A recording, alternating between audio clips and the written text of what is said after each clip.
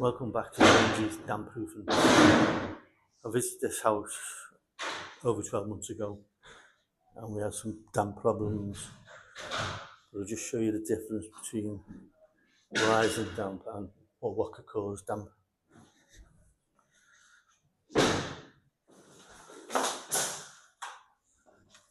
In this particular house, we're getting damp readings, but they're only low level. It's only low level readings. And that was the same with the rest of the house. So that was giving me a bit of an indication it could be a breach.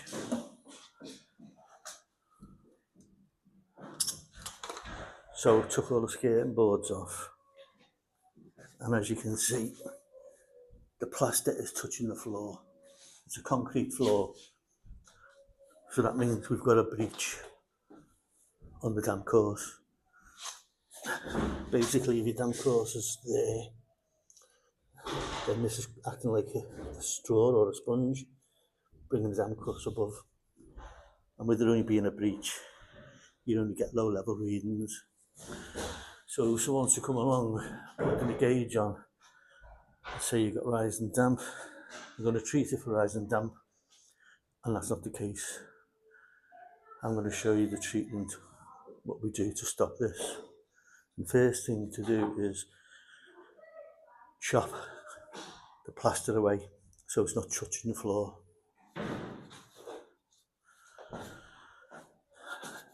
So now what we're doing is just chopping this plaster off. Chop it all off to stop the breach. That's the reason why they put skirting boards on, to hide this gap.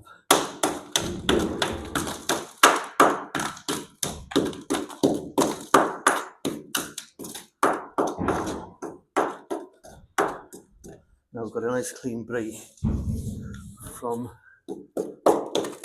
plaster to the floor.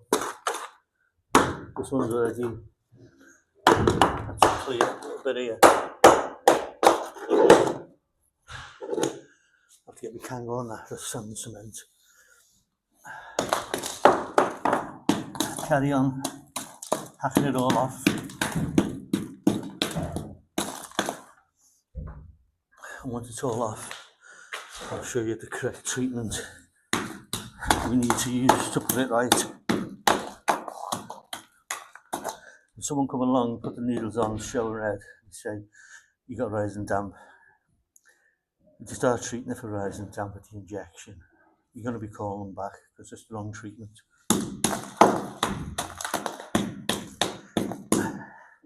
So you can see the nails have been a bit rusty where the damp's been coming up. Try me gauge on this.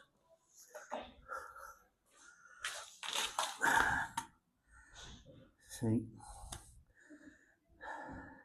the damp's only a couple of inches, 6 inches, something like that, and then it starts disappearing. If it was rising damp, you'd be getting high level readings.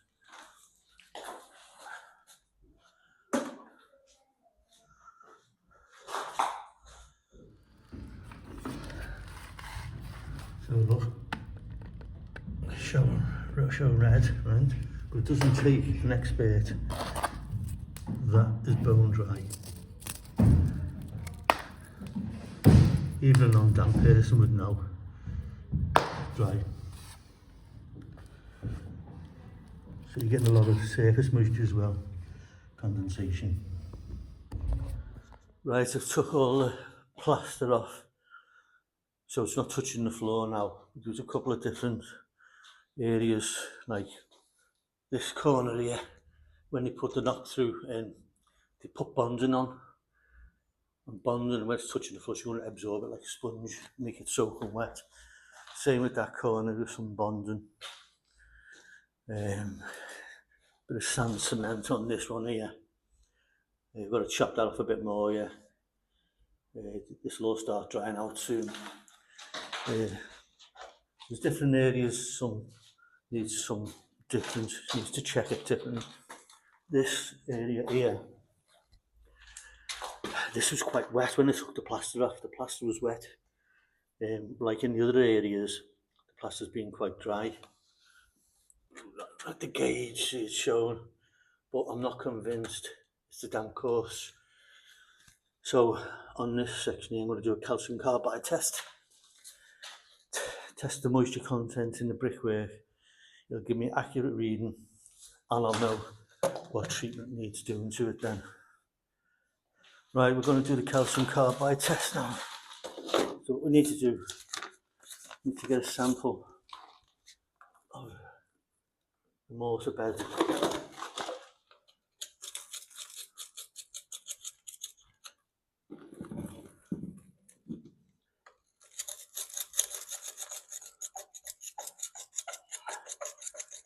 It's looking a bit dampish, as you can see by the colour of it. Oh, I just lost a bit.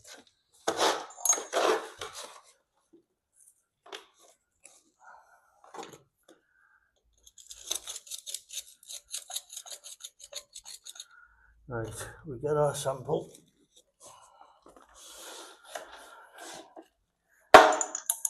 Get it in the chamber.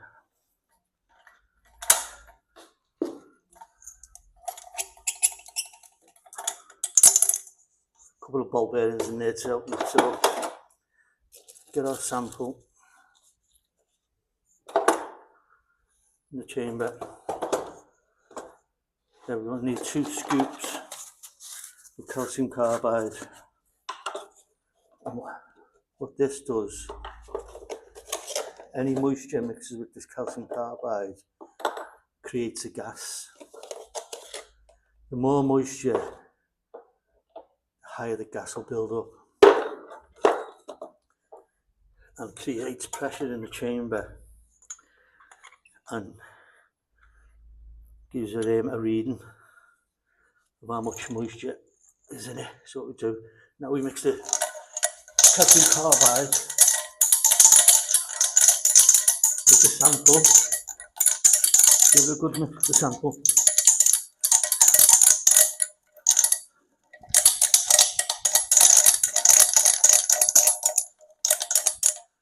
Now look at that, it's hardly moved. Gauge hardly moved. It's 1.5% moisture, which is dry. A normal house content of moisture is about 7%. I keep a guide of 5% with that. There's hardly anything in it. So I know the damp course hasn't gone in that. So we know what treatment to give it. We need to give it the salt treatment. And it was mainly the breach that was bringing moisture up. So now what we'll do, we'll have a clean up. We'll have a bit of a clean up. And a bit of a clean up. And then we'll start the treatment.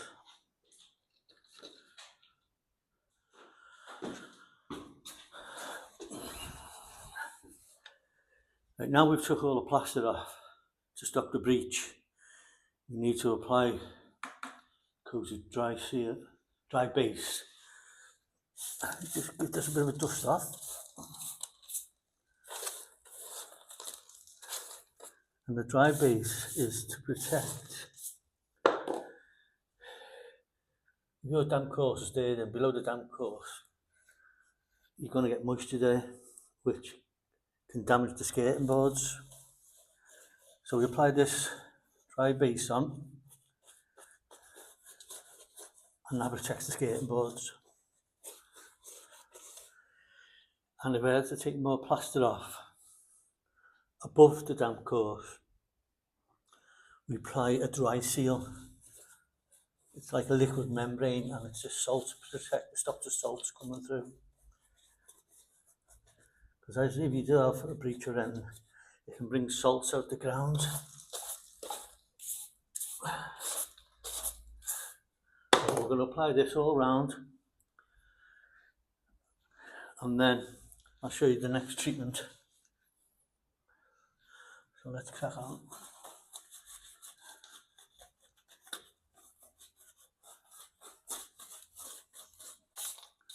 You see it's dry now.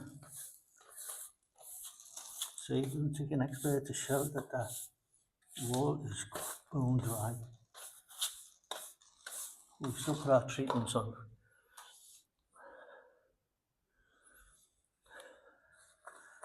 Someone else would have treated this with rising damp, injected it, charged thousands of pounds that you didn't need to pay,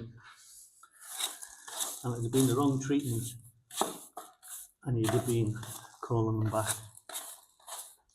That's if you'd have got them back.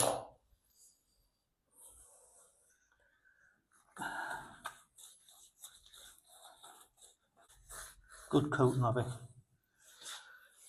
Right, we've done all the base treatment now. We've treated over the dry base. Now, these bits where I've took the plaster off, I've still got a dry base that, yeah. These bits where I've took the plaster off, gone a little bit higher. I could have put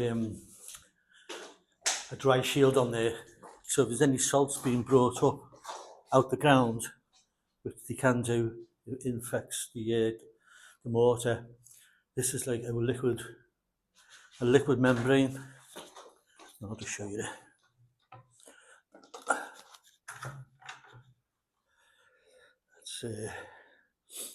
It's dry shield cream. It's a liquid membrane and it stops any of the salts coming through. So we're going to do that treatment now. Now we're installing the dry shield. As I say, this is it's a liquid membrane, it's a salt barrier.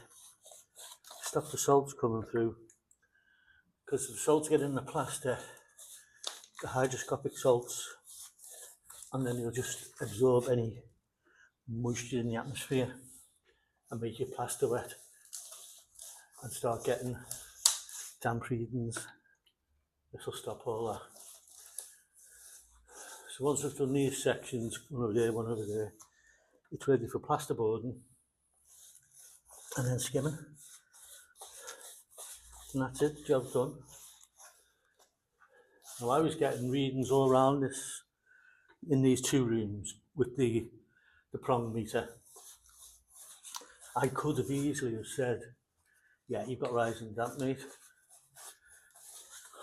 So I've got to come off and meter up, inject it, plasterboard it, skim it. I could have easily have claimed nearly £3,000 work for that damp work. And that's where you get conned. But no, I've diagnosed the damp properly, treated it accordingly, and he doesn't have to pay half of that money. So if you want me to come and have a look at any damp problems you got, you can find me on J&G Damp Proofing Liverpool.co.uk. You can get in touch with me there. I'm quite happy to come out, give you diagnostics on the damp and a quote, and it'll be a truthful quote and a truthful diagnostics on your damp. Now that is all boarded now. Just needs the foam treatment and then ready for plastering. I've done a job at the weekend and the lady got quoted £1,800. I went around, diagnosed it properly, and a bill only came to £1,000. I'm on My Builder. I've got a good reputation on My Builder. If you want to find me and read all my comments, or go to my website if you need any damp work. Until next time.